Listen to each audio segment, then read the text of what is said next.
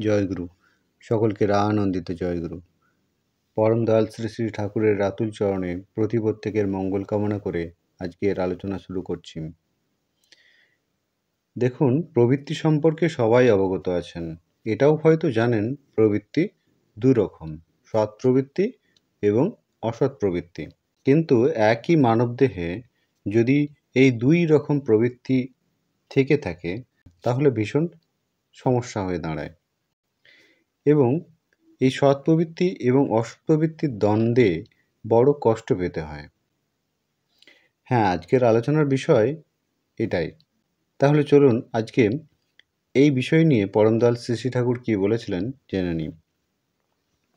যোগেন্দা নামক এক গুরুভাই যখন পরমদয়ালের কাছে এই বিষয় নিয়ে বলেন যে সৎ প্রবৃত্তি ও অসৎ প্রবৃত্তির দ্বন্দ্বে বড় কষ্ট পেতে হয়, তখন শ্রী শ্রী ঠাকুর জানিয়েছিলেন ও বরাবর থাকবে। অর্থাৎ তিনি বলতে চেয়েছিলেন এই দ্বন্দ্ব বরাবর থাকবে। তিনি আরও বলেছিলেন যে আত্মসমর্পণ ঠিক থাকলে ওতে কোনো ক্ষতি করতে পারবে না। ফাঁকতালে আপনার জ্ঞান বাড়বে। দ্বন্দ্বের ভিতর দিয়ে ভালো এবং মন্দ দুটোকেই ভালো করে চিনতে পারবেন।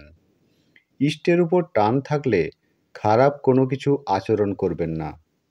আপনি হয়তো কামশাস্ত্রে মহাপণ্ডিত হতে পারেন, একটা ছোটোখাটো হ্যাভলক এলিশও হতে পারেন, কিন্তু কাম আচরণের বেলায় ধর্মানুমোদিত কামের সীমারেখা লঙ্ঘন করবেন না। ভালো মন্দ কোনো সম্বন্ধে অজ্ঞতা থাকা ভালো না। তাতে ভুলবশে বা প্রতারিত হয়ে কেউ খারাপ কোনো কিছুতে মগ্ন বা অভিভূত হয়ে যেতে পারে। ব্রহ্মজ্ঞান মানে ভালো মন্দ সব কিছুকে এমন বিশ্লেষণ ও সংশ্লেষণ সহকারে জানা যাতে সবটাকেই মঙ্গলপ্রসূ করে তোলা যায়। চলার রকমটাকেই ওইমুখী করে ফেলতে হয়।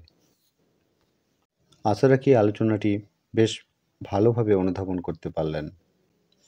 আজকের আলোচনা তাহলে এ পর্যন্তই। আলোচনা প্রসঙ্গে 11 খণ্ড পৃষ্ঠা 10।